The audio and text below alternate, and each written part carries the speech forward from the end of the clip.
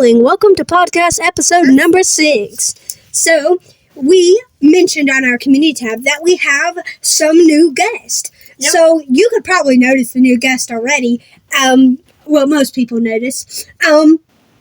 But the one in the blue, we'll zoom in on him so y'all guys can introduce yourselves. So, hi, my name is Donnie. I live with SMA Type 2. I'm 40 years old, and I got this wonderful opportunity to be on y'all's podcast show, so I'm very blessed to be having this opportunity. And Shane? Hi, I'm Shane. I'm 22 years old. I have SMA Type 2. And severe gigantism. Yep, and some severe gigantism. And yeah, that's pretty much... And I got introduced to the SMA podcast show, so I'm glad to be here on Forward now, I guess. What? Forward. I'm here. I'm glad to be on here for Forward future references or anything. I have lost track of words. So, as you guys know, we started a podcast channel, 3 days ago or 2, depending on when we put this out.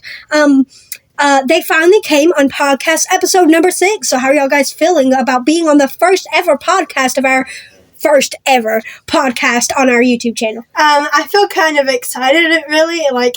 I'm just happy to get to see people that I don't know too well, but I know that you have kind hearts, you're very sweet, and you're loving, and you just look awesome. So, I just like being on the podcast. Well, that's very sweet. I get to meet nice new people. So, my opinions or my thoughts about being on this podcast, number one, it's pretty cool to be mentioned in something that supports SMA in all its supporting groups, because normally people don't really look at, yes, of course they look at SMA, and so, some people support it, but being on this podcast just kind of lets me be, I don't know, more out to the world, I guess. And it's fun to be on the podcast. I saw many of y'all guys' videos, and they seem fun to be in. So that's just something I'm looking forward to, being part of a podcast that, I get to be part of, Seems pretty fun. And as the other people have been on this podcast, what have been your thoughts on being on the podcast so far? Who's talking? Shane. That one. Yeah. My thoughts on being on this special podcast is that you get to really unite with people, and you get to be yourself, and people don't judge you like some other people do. Yeah. It's just a great opportunity to be on this kind of podcast YouTube show thing. My thoughts about being on the podcast are, it's just kind of a really fun way that we get to hang out every day. We get to sit down and actually talk. Because, a lot of people don't actually get to sit down and talk with other, fellow people that have their same disability. But by doing this podcast, we get to take time out of our day talking to one another during the 10 minutes that we do have. And sometimes we talk after editing or during editing or something like that. It's just a fun time for us to connect and answer questions and just do all this other stuff. So it's just a fun time for us to connect, really. Yep. And your thoughts? My thoughts on being on this podcast are about like Shane said earlier, you get to meet nice new people, and you get to figure out if people are okay or not, whether they're not okay, whether they're okay, and you get to not worry dangerously about people, but you get to worry enough to know that person is not quite all right, but will get better soon with your help and everything if they have something. I just realized something. What? We practically are the exact same. You have a blue feeding tube on the left side of your nose, or on your right, and I have a feeding tube on my left. Yep. A blue one. Yep. Look. Yep. It's just blue, and it's pretty cool. And then we all have feeding tubes. I wanted to ask a question about that, actually. What is your worst... We all? Not all. He doesn't have a feeding tube, but he did have a feeding tube back then. And everybody else has. Jesus. All of us almost have feeding tubes. Or had an experience with feeding tube. It's not great.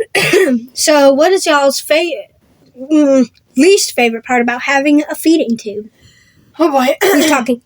Donnie. My worst or least favorite part of having a feeding tube is, at first, it is traumatizing. It's not great.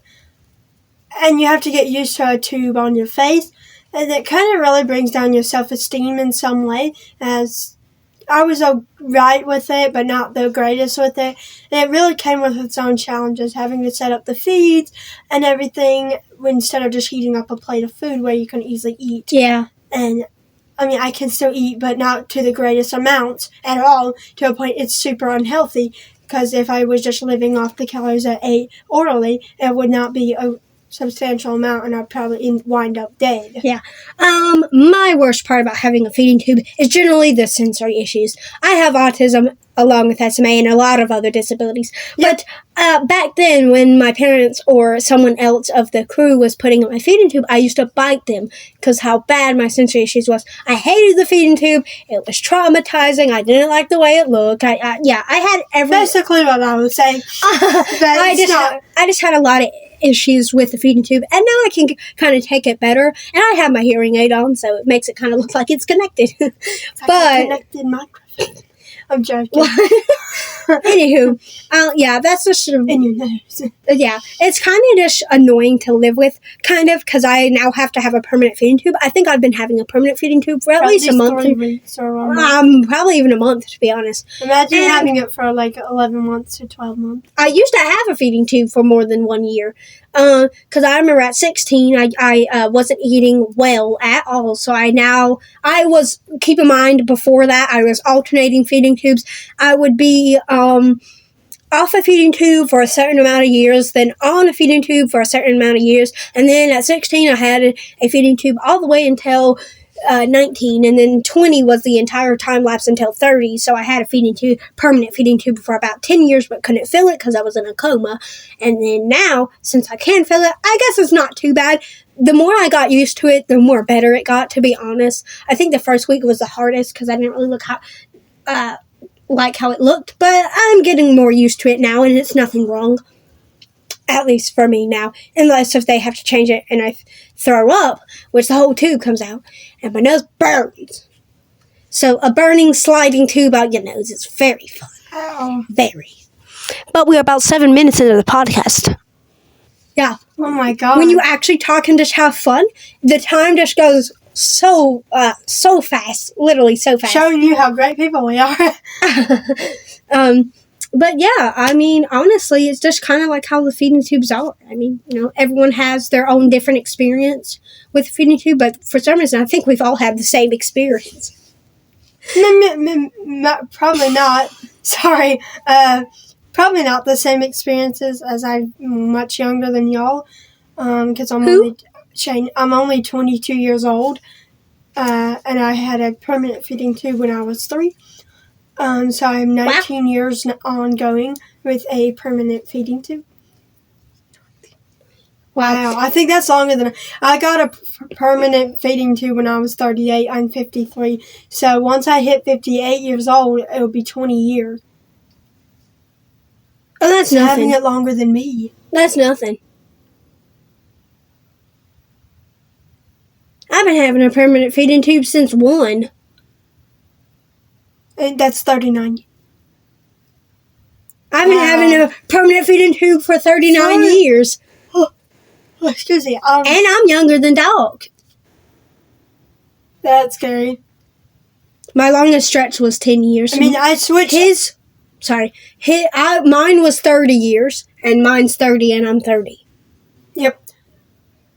So, mine alternated between time lapses. Like, I used to get it when I was a little kid for many months on it, but not like actual stuck inside me. And you would have to change it every morning and every night. Like, every day. That's what I'm used to. But I do change it much more often now because of my illnesses and everything. But I used to only require maybe for a couple months, like, oh, you have to stay on it for 3 months. We'll check up on you. Hey, make your goal weight. You get to be Oh my God, we're about 9 minutes in. Wow. Oh my God. We're literally 20 seconds away before this podcast ends. Yep. And we'll be 3, and I'll go 3 years without a tube, then put back on. And it was just alternating for months and years and months until 38. They finally decided that your son's not eating orally as well as he should be. great. We have about a couple seconds before the podcast ends. Wow. So thank you all for watching today's podcast, and we'll see you tomorrow. Bye.